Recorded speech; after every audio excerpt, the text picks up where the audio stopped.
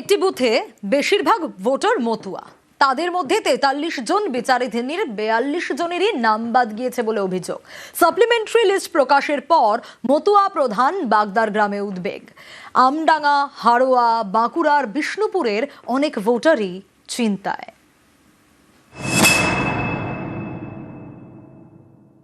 সবাই বলবে তোমরা মতুয়া, তোমাকে ভোট কাটবে না, তবু আমরা এতদিন ভোট দিয়ে আসতেছি, তবু আমাকে ভোটটা কাটিয়ে গেল।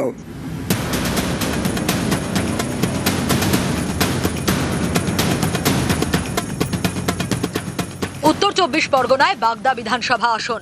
এখানকার হেলেঞ্চার 133 নম্বর বুথে বেশিরভাগ ভোটারই মতুয়া। সাপ্লিমেন্টারি লিস্ট প্রকাশের পর তাদের অনেকেই চিন্তায়, কারণ 43 জন বিচারাধীনের মধ্যে 42 জনেরই নাম বাদ গিয়েছে বলে অভিযোগ। সবাই বলবে তোমরা মতুয়া, তোমাকে ভোট কাটবে না, তবু আমরা এতদিন ভোট দিয়ে আসতেছি, তবু আমাকে ভোটটা কাটিয়ে গেল। আমাদের পরিবারে দুজন বিচারাধীন ছিলাম, আমি আমার শ্বশুর।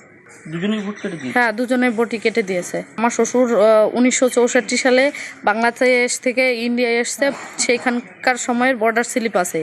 88 সালে জমির দলিল আছে, সেটাও দেখিয়েছি, তাও ভোটটা কেটে গিয়েছে।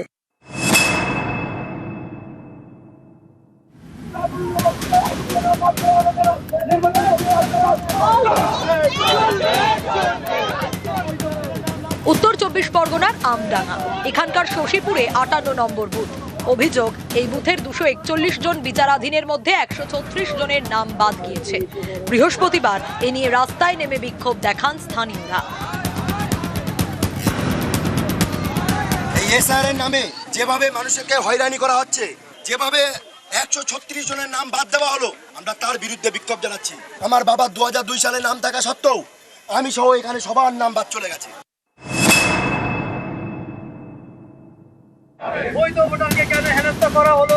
উত্তর 24 পরগনার হাড়োয়া, এখানকার 154 নম্বর বুথে ভোটার সংখ্যা 1038। অভিযোগ, সাপ্লিমেন্টারি লিস্টে 108 জনের নাম বাদ গিয়েছে। সেই 13টা ডকুমেন্টসের মধ্যে ম্যাক্সিমাম মানুষেরই ডকুমেন্টস রয়েছে, তার সত্ত্বেও তাদেরকে কেন বাদ দেওয়া হলো, এবং এর সুনির্দিষ্ট উত্তর আমাদের বিএলও, এআরও, বিডিও কেউই তার জবাব দিতে পারছে না। আমাদের আন্দোলন ছাড়া দ্বিতীয় কোনো পথ নেই। নির্দিষ্ট ডকুমেন্টস থাকা সত্ত্বেও তাদের নাম বাদ গিয়েছে।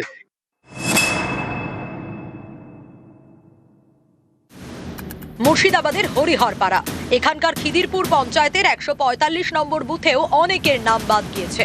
অভিযোগ, সাপ্লিমেন্টারি লিস্টে বাদের তালিকায় 96 জনের নাম। এরপর থেকেই অনেকে আতঙ্কে।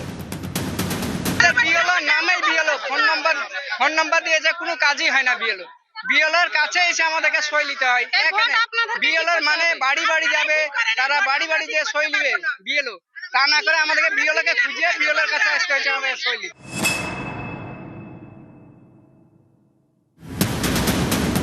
বাঁকুড়ার বিষ্ণুপুর, এখানেও এক ছবি।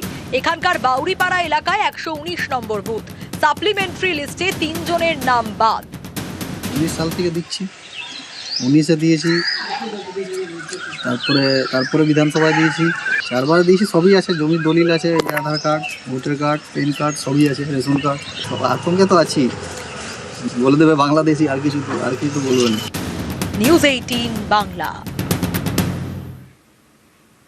ডাক্তার, নার্স, টেকনিক্যাল স্টাফ মিলিয়ে 50 জন, তার মধ্যে 17 জনকেই ভোটের ডিউটিতে তলব। সবাই চলে গেলে পরিষেবা দেবে কে? নির্বাচন কমিশনের চিঠিতে উদ্বেগ হলদিয়া মহকুমা হাসপাতালে।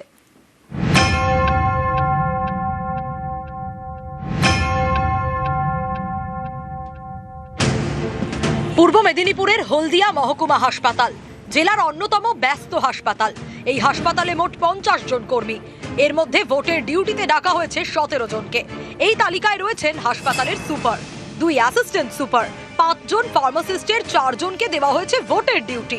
হাসপাতালের একমাত্র স্টোর কিপারকেও ভোটের কাজ দেওয়া হয়েছে।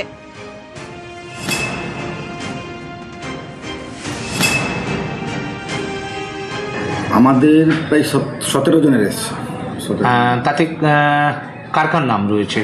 তাতে তো আমার সুপারিনটেন্ডেন্ট রয়েছে, অ্যাসিস্ট্যান্ট সুপার আছে, আমাদের ফার্মাসিস্ট আছে, গ্রুপ ডি আছে, আমাদের কি ক্লারিক্যাল ডিভিশনে আছে, আর 2 জন কন্ট্রাকচুয়াল স্টাফেরও আছে। আমরা তো পুরো হসপিটালের নাম পাঠাই, আমরা কত কত এমপ্লয়ি আছে আমাদের পুরো নামটাই আমরা পাঠিয়ে দিই, তারপরে ওনারা বিবেচনা করে পাঠান কাকে দেবেন কাকে না, এরকম।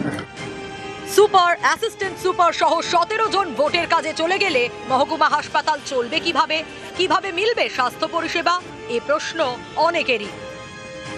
অসুবিধা হলে কোনো মানুষের কোনো কিছু হলে জানাবে কাকে? সুপার করে থাকা প্রয়োজন আছে, না হলে কী করে বলবো?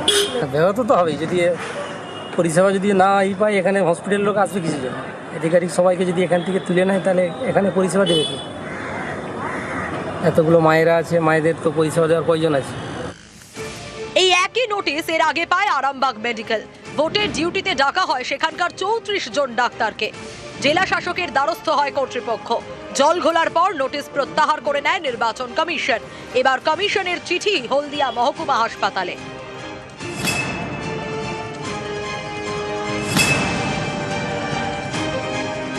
নির্বাচন কমিশনের কাজ, এর সঙ্গে বিজেপির সঙ্গে কোনো যোগসূত্র নেই। তৃণমূল সবসময় বিজেপির যোগসূত্র খোঁজার চেষ্টা করে, এর ফল আগামী 4 তারিখে বুঝতে পারি তৃণমূল। আমরা মনে করি যে এটা বিজেপি এবং নির্বাচন কমিশনারের একটা ষড়যন্ত্র। এই ষড়যন্ত্রের মূল কারণ হলো যে সাধারণ মানুষ যাতে পরিষেবা না পান, হাসপাতালে যাতে বিশৃঙ্খলার সৃষ্টি হতে পারে, এটাই তারা চাইছেন। তৃণমূল কংগ্রেসের পক্ষ থেকে এটা কখনোই মেনে নেওয়া যায় না। আমরা এর তীব্র বিরোধিতা করছি এবং এটা কখনোই আমরা হতে দেব না। পূর্ব মেদিনীপুর থেকে ক্যামেরায় সন্দীপ গুড়িয়ার সঙ্গে সুজিত ভৌমিক, নিউজ 18 বাংলা।